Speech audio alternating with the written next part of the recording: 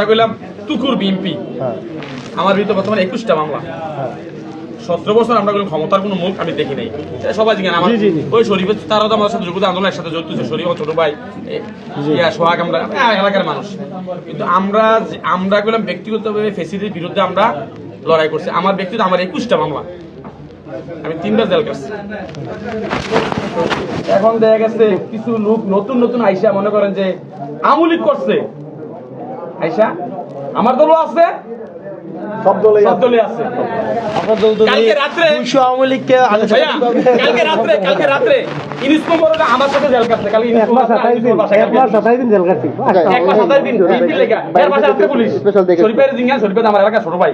আপনার কাছে পুলিশ এসে গেল কেন জিজ্ঞাসা করে? ওনার তো কোন বুঝদারে কোন সোসের মানে ভাই কালকে রাতে এমন বলতো আমি হাসপাতালে বললেন জিজ্ঞাসা নাম কইছি। আচ্ছা এটা এখন রাজের কোনো কথা বলে। আচ্ছা শুনেন, এই পুলিশ তো আগের পুলিশে রয়ে গেছে। আচ্ছা শুনেন, আমি একটা জিনিস বলি।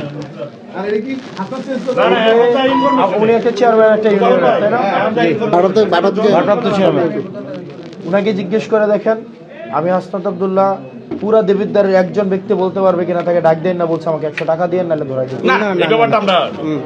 বা কাউ এই পর্যন্ত কেউ বলতে পারবে না কিনা একটা মামলা দিচ্ছে, বা কেউ বলছে কিনা আপনি আমার দল করেন, এই যে নাইলে আপনারা আমি এটা করবো সেটা করবো।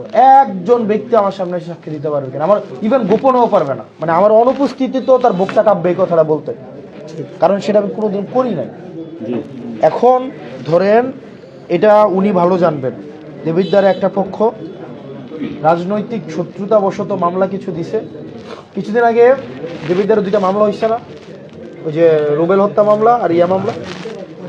আমাকে এক হত্যা মামলার একজনের বউ আমাকে ফোন দিছে, ফোন দিয়ে বলতেছে যে হাসনাত ভাই আমার ভাগিনারে ধরে নিয়ে গেছে পুলিশ। তো আমি বলতেছি আপনার ভাগিনারে কেন ধরছে? আমার জামাইরে যে মারছে ওই জামাইয়ের হত্যা মামলার আসামি হচ্ছে আমার ভাগিনা। তো আমি কি আপনি কি আগে জানতেন না? না আমি তো জানতাম না। কেমনে তাহলে মামলা দিলেন? আমার এসে একজন লিস্ট দিছে, আমি এনে সিগনেচার দিছি। এগুলো হইছে কিনা? মামলা কি 200 জন মিলে একটা মানুষকে মারছে? না। আপনি বুঝের মানুষ, আপনি জেল খাইতে আসছেন, আপনি 200 জন মিলে মানুষ মারছে না। তো তার মানে কি মামলাগুলো দিচ্ছে কি আমি যারা অপছন্দ করি তারা এক মামলা দাও, আপনি যারা পছন্দ করেন তারা আরেক মামলা দাও। আমরা তো উনি জেল খাইতে আসছে, উনি গত 17 বছর উনি যেভাবে রাজনীতি করছে এটা উনি ভালো বলতে পারবে। আমরা তো আমাদের শত্রুর প্রতি ওই বেইনসাফ চাই না, আমরা ইনসাফ চাই। জি তাই না?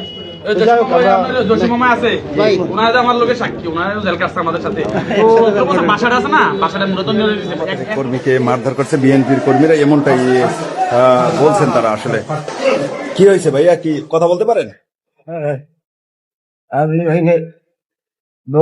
দোকানের সামনে দাঁড়াইছি। হ্যাঁ, দোকানে করে নাইম আমার দোকান আছে ব্রিজে ঢালে। কোন ব্রিজের? থানা ব্রিজের না, মাঝের ব্রিজ বাজারে ভিতরে। হ্যাঁ, ওনাকে নামের সামনে দাঁড়াইছি।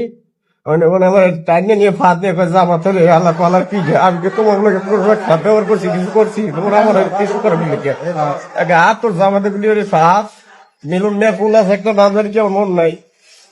আর দিয়ে ওরকার আল্লাহকে আর 4-5 বন্ধু আছে, ও আপনি আসলে ও আপনি আর মানুষ পিঠে আর দিয়ে ওই এটা আসলে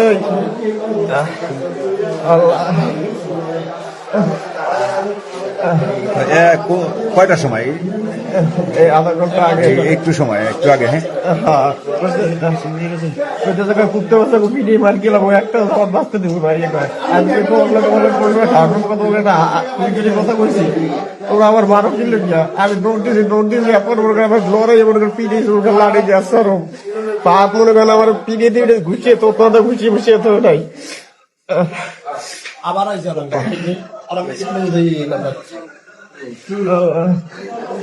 যে আপনার অপরাধ, আপনি জামাত করেন, এইটা আপনার অপরাধ। হ্যাঁ, আমি বলে জামাত করি, এটি আমার অপরাধ। আমি জামাতের জামাতের ইতে আসলে বিলে যা আমি কোন জামাতের পরে কোনো মিছিল মিটিংয়ে কোনো না যাই না। আমি দোকান করি, ব্যবসা করি। আমি তরুণ বেশি হইলে বলে ওই নজরুলের দোকান আছে, ওই বর্তমানে আমি তরুণ বেশি শহরে আসলাম যে 500 টাকা করে। এই আপনার দোকানের ভিতরে ঢুকে মারছে? দোকানের ভিতরে টাইম নিয়ে হয়ে যায়, বরাবর মারছে। আপনার নাম? আমার নাম মোহাম্মদ আলামিন মির্জা। আলামিন মির্জা। আপনার ঠিকানা কোথায়? আমার নাম 7 নম্বর পৌরসভা। দেখি সমস্যা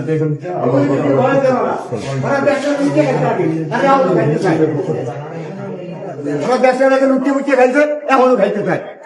ভালো ভালো খোলা মানে ধরিয়ে মাইতে দেবে, কুত্তে দেবে, কেন দেবে, কারা মারছে? মাইক মারছে দিয়ে বিদ্যালয় না। হ্যাঁ দেখি কারা এটা এখন হচ্ছে কি, আপনারা অপরাধীকে ধরবেন না, এটাই হচ্ছে কথা। যেটা পুলিশ প্রশাসনের নাকের ডগায় জানায় এই কাজটা হচ্ছে। 50টা গাড়ি এক জায়গায় যায় আর চারিদিকের পুলিশ ঘিরে আমরা ড্রাইভারদেরকে এবং যারা ব্যবস্থাপনার সাথে সবাইকে ধরতে পারি না, এইটা হইতে পারে নাকি? আর যেটা হয় না সেই জিনিসও আইন শৃঙ্খলা বাহিনী সেই জিনিসও হওয়ানোর ব্যবস্থা করতেছেন। আর যেটা হচ্ছে সেটা দেখার পরও কোনো পদক্ষেপ নিচ্ছেন না আপনারা। মাটি কাটা বন্ধ হচ্ছে না। আমি বুঝি না যে একটা সুনির্দিষ্ট এলাকায় 3, 4, 5, 6 এখানে মাটি কাটা বন্ধ না হওয়ার কারণ হিসাবে আমরা অপরাধীদের রুট আবিষ্কার করছি না, অথবা আমরা করতে পারছি না। এই পারছি না বললে তো এটা ব্যর্থতা হয়, আমি সেভাবে নিতে চাই না। এটা আমরা করছি না, আমরা জানি কে করছে। সাধারণ মানুষ জানে এটা কে করছে, সাংবাদিকরা জানে এটা কে করছে। এখানে তো আমি সেদিন বলেছিলাম যে এখানকার কারা মাটি কাটার সাথে শ্রমিকরা জড়িত, এটা একটা ফ্যাক্টর। কারা ড্রাইভার গাড়িতে করে ট্রলিতে করে মাটি নিয়ে যাচ্ছে। 3 নাম্বার হচ্ছে এই গাড়ির মালিকগুলো কে। 4 নাম্বার হচ্ছে কারা এই মাটিগুলোর ম্যানেজমেন্টের সাথে কারা জড়িত, অর্থাৎ এই মাটি কাটা এবং এই মাটিগুলো কোথায় যাচ্ছে, যেখানে যাচ্ছে সেটাকে চিহ্নিত করা। আর এই ম্যানেজমেন্টের সাথে যারা জড়িত কত স্তর, উপর থেকে নিচ পর্যন্ত, এবং সেই স্তরের মধ্যে আইন শৃঙ্খলা বাহিনীর কোনো সদস্য জড়িত কিনা সেটাও আপনাদের চিহ্নিত করা দরকার।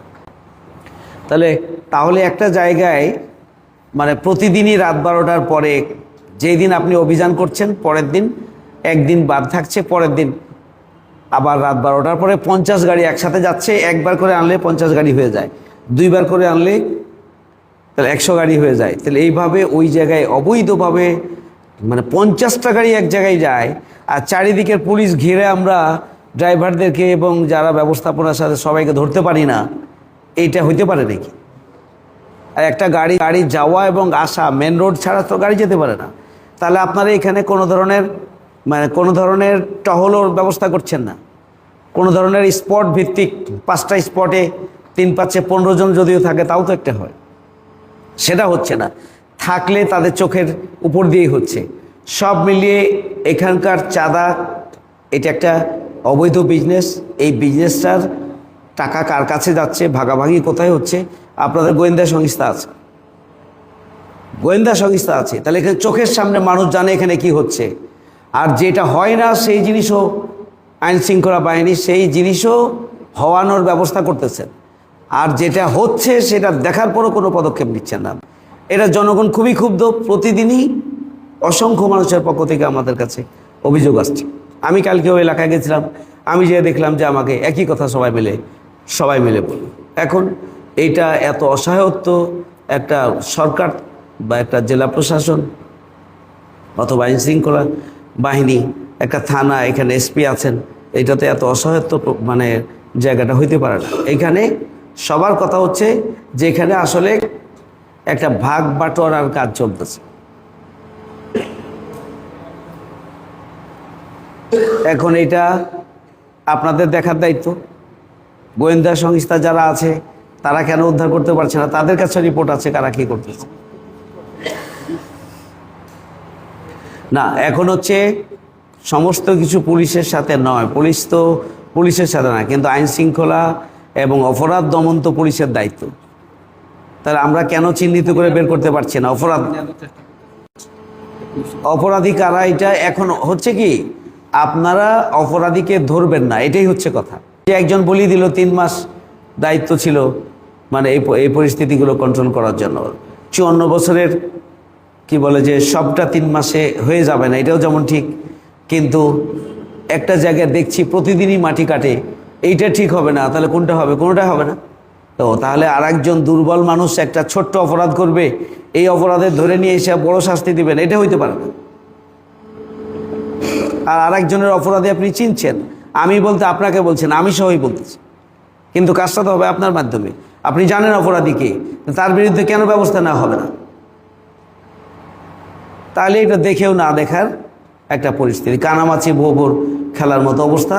আল্লাহর রাস্তে জনগণ যদি রাস্তায় নামে, জনগণ যদি বিক্ষোভ করে, এই বিক্ষোভটার মাত্রা যদি আর এক জায়গায় যায়, এগুলো কন্ট্রোল করবেন কিভাবে?